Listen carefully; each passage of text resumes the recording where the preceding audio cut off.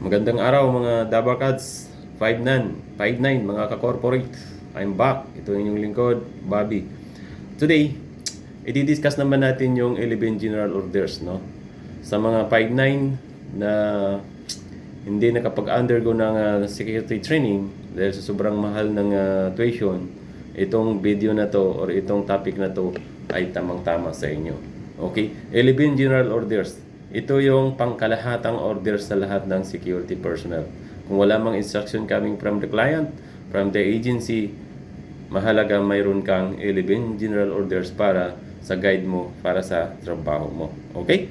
So, the number one here is that to take charge of the post and all company property in view and preserve the same utmost diligence. Kung sa Tagalog, pangisawaan ng buong husay at pangangalaga, no, ng puok o kumpanyang binabantayan pati na ang lahat ng ari-arian. Ibig sabihin, kung ikaw yung naka-duty doon sa areyang yun, obligasyon mong bantayan ang lahat ng property ng kampanya, pati na yung boss mo, empleyado, lahat na nandoon sa areyang yun, ay obligasyon mo yun para bantayan ka-5'9". Okay? So, number 2 is that to walk in alert manner during my tour of duty and observe everything within sight or hearing. Sabi nila, lumakad ng laging handa at magmasid, makinig ng mabuti sa anumang nangyayari sa paligid. Maging observant, ladies and gentlemen, or 5'9". Para kunting mangyayari pa lang o pangyayari, ma-alert ka agad kayo. No? Ibig sabihin, makapag-react ka agad in a right or in a quick. No? So, dapat ganun yung security personnel natin or ganun yung manner natin as security personnel. Okay, so laging tandaan natin yan, 5'9". Now, number 3 is to report all violations of regulations or orders I am instructed to enforce. Gumawa ng report tungkol sa mga katiwalaan laban sa mga kautusan sa aking dapat ipapatupad. Now, for example, mayroong violators doon sa area nyo, simple lang yung gagawin nyo. After mo ma-explain yung policy and procedure, and then ayaw pa rin siyang maniwala sa iyo, ang gagawin mo lang is that to make the report. Don't argue him. Don't argue them. Dahil pag nag-argue kayo, baka mag-result pa ng major incidents. Baka mag-away pa kayong dalawa din. For example, mayroon kang firearms, mayroon isang firearms, magbabarilan kayong dalawa. So, dapat sa security personnel o 5'9", maging maximum tolerance kayo. Alright? So, number 4, to relay all calls from more distance from the guardhouse where I am stationed. Ipaalam ang lahat ng tawag mula sa malayo kaysa aking bahay tanod. Kaya nga 5'9", pag nag-deploy yung mga agencies sa inyo, may kumpleto kayo ng documents. May DDO, may radio, may firearms. Depende sa client nyo. No? For example, yung client nyo nagdidemand ng firearms, ay oblig kayo na magbigay ng firearms. Lalo na pag nasa high alert status kayo or in high alert area kayo.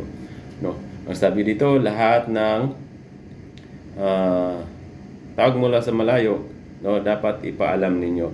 Paano natin ipaalam? Through telephone or radio. Kung wala kayong radio, dapat may telephone kayo. Inform nyo yung in charge sa inyo. For example, detachment commander, may direct orders sa inyo. No?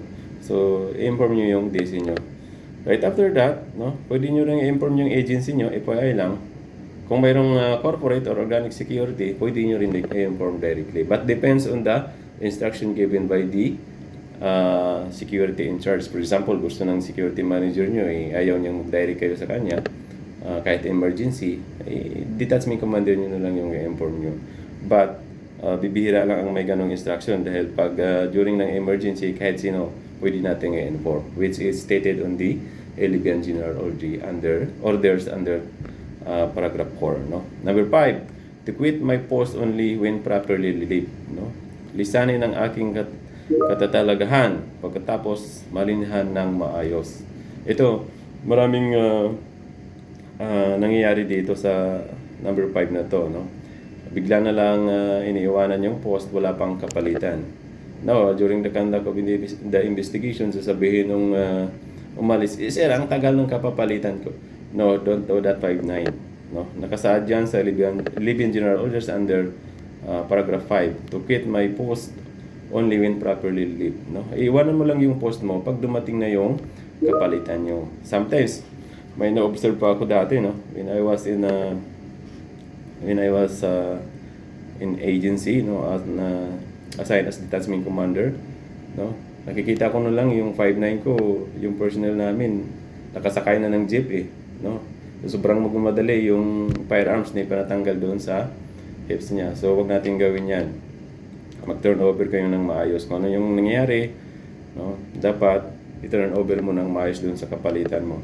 Doon naman sa papalit, dapat basahin mo yung buong logs no nag-turn over sa iyo para at least mayroon ka ding idea kung ano ang nangyari sa araw na yon. Okay? So, dapat ganun yung attitude natin 5'9". No? Wag nating baliwalain ito dahil alam na alam ko mahalaga ito para sa inyo. Sundin nyo lang tong 11 general orders, malayong mabulilyaso kayo sa post nyo. Okay. Number 6 is to receive, obey, and pass to the relieving guards all orders from the company, officers in the agency, no? Supervisors, post in charge of shift in charge. Kung sa Tagalog, sinasabi niya dito, tanggapin, sundin, ipagbigay alam sa aking kahalinlang, tanod ang lahat ng utos na pinuno, opisyal ng kumpanya, supervisor, post in charge, and shift leader. Now, ito nga sinasabi dito sa GO number 6, no? Kung ano yung mga instruction from the higher rank down to chief in charge or SIC ay dapat ita-turn over mo doon sa kasama mo or sa papalit sa iyo. Para at least hindi siya maging mukhang walang alam doon sa area pag iniwanan mo na. No? Again, walayin nating mag-turn over, no? Parang walang bulilyaso. Dahil 5'9", pag nabulyaso kayo dyan and then nag-involve ng money, of course, ang agency, no, i-charge lang yan sa inyo. Risk transfer ang tawag nun eh. Ba't mag-shoulder yung agency? I-charge nyo doon sa personnel niya, which is hindi dapat. No? Hindi dapat. No? Hindi dapat mangyari yan kung nagto-turn over ka ng properly. Okay, so mahalaga yan, 5'9". After ng duty nyo, for example, day shift ka, pang-araw ka, mag-turn over ka ng maayos doon sa panggabi. Ganun din yung panggabi. No? Mag-turn over ka ng maayos doon sa day shifts. Okay? Buong gabi, ano ba nangyari? Dapat nakalag lahat yan, naka-record lahat. No? And then, ito turn over mo doon sa pang-araw. Pag mayroong mga special instructions, no? Pwede nyong lagyan ng note yung logbook nyo. No? Special instruction coming from the Director of Security, blank, blank, blank, blank. So, i-logbook mo lang. No need na Englishin mo yan. Kung magaling ka mag-English, no problem. Pero I recommend Tagalog na para maliwanag din, no? At madaling maintindihan ng papalit at kung sino man yung magbasa ng logbook mo. Okay? Yung logbook pala, napakahalaga yan. Kasi yan yung doon mo sinusulat nung lahat ng activity doon sa post mo, kung araw man or gabi. So, wag yung baliwalaan yung logbook, no? Logbook and ballpen is the best weapon of the security personnel, no? Diyan yung pinaka-the best weapon nila. Dahil, for example, during the hearing, no? So, magbibigay sila doon sa logbook mo. Serve as your documents, no? Kung anong nakasulat doon, gamitin nila, no? As evidence kung kailangan. Kaya dapat malinis din yung logbook natin. Right? So number 7, to talk to no one except in on the line of duty. Ang sinasabi niya dito, huwag makipag-usap paninuman habang nakatalaga maliban lamang hinggil sa tungkulin. No? So sabi ni Bobby Gardosi, hindi daw ako makipag-usap paninuman. Hindi. No? Pwede kang makipag-usap 5'9" pag ang pinag-usapan nyo is related doon sa trabaho mo. For example, hindi niya alam yung policy and procedures ng pagde-deliver. For example, ng receiving ka. So, explain mo sa kanya yon. Pwede naman yon. Hindi niya alam yung policy and procedures ng kumpanya, no? Kung paano makapasok. So, explain mo sa kanya. Pero kung pinag-uusapan nyo is about unrelated doon sa trabaho nyo, no? About the business, no? Hindi po pwede yun 5'9". No? Makasuhan kayo na under GO number 7. Kasi ang nakalagay dito, to talk to no one except in a line of duty. Basta lahat ng pag-usapan nyo dyan related sa trabaho. Pag unrelated sa work, yun ang tandaan nyo para hindi kayo maguluhan, huwag nyo i-accommodate. Okay? So, ay kung halimbawa, very simple lang naman at madali at hindi ka naman busy, no problem. No? Basta sa'yo na yan kung gusto mong i-accommodate yung kanyang query sa'yo. Pero ang sinasabi doon sa GO, pag naka-duty ka, no, to talk naman exceed on the line of duty, pag hindi related sa work mo, yung pinag-usapan nyo, wag na kayong mag-usap. Alright? So, very simple lang yan, 5.9. Number 8, to sound or call the alarm in case of fire and disorder. Sinasabi, magbabala kung may sunog or gulo. No, kung may sunog doon sa area mo, and then you don't know how to operate the fire extinguisher, dapat marunong ka 5.9 dahil basic na basic yan. Sa mga agency, I know, in the other agencies, bago nila tanggapin yung security personnel, dapat mayroong training, no, on how to use the FireX. So dapat alam niyo yan. Kung hindi kayo marunong, for example, mayroong sunog doon sa area nyo, no, ipagbigay alam nyo kaagad, mag-shout kayo through radio. Siguro may base naman kayo, i-inform nyo yung base nyo. After nyo mag-inform ng base nyo, no, pwede nyo rin gamitin yung telephone line para i-inform ang lahat. Now, kung mayroong what do you call this? MCP doon, no, manual call point, pwede nyo pindutin yan. No? Manual call point, yun yung system centralized ng buildings na pag pinindot mo yan, magpa-fire alarm. No? Pero make it sure na yung fire na yon uncontrollable, no? Kasi baka naman napaka-simple lang, no? I mean, kahit tapakan mo, kayang i-fire out, no? Kahit bugahan mo ng isang fire X lang, kaya mong i-fire out. So, titingnan mo rin muna, you need to assess the situation. Wag mo na muna pindutin yung fire alarm on manual call point. Dahil pag pinindot mo yan, buong buildings, lalo na pag hindi ka nakasuning yan, mag-a-alarm yan. So, lahat ng guest nyo or lahat ng tao doon sa loob ng kumpanya ay mag-evacuate. Right? So, i-assess nyo din muna yung situation. Okay? Number 9 is that to call the superior officer in any case not covered by the instruction. Ang sinasabi nila dito, pag hindi covered yung instruction, no, nangyari doon sa area mo, no, at hindi mo kayang desisyonan, at wala doon sa policy and procedure nyo, tawagin mo na yung superior officer mo. For example, si SIC, si DC, no? Magtanong ka sa kanila, huwag kayong mahiya. No? Dahil pag nabulyaso ka dyan, tapos hindi kayo nag-inform o nagtawag ng officer nyo, suluhin nyo yung problemang yun. Ibig sabihin, no? Masuspindi ka dahil mali yung ginawa mo. Pag hindi mo kayang desisyonan at wala doon sa instructions at sa procedures nyo, please call your immediate supervisor. Magtanong ka lang para si supervisor mo or si DC mo yung mag-decide doon sa issue na yan. Huwag mong ilagay yung sarili mo doon sa Bulyaso 5.9. Okay? Okay, number 10. To salute all company officials, officers of the agency, no, ranking public officials and officers of the AFP and PNP.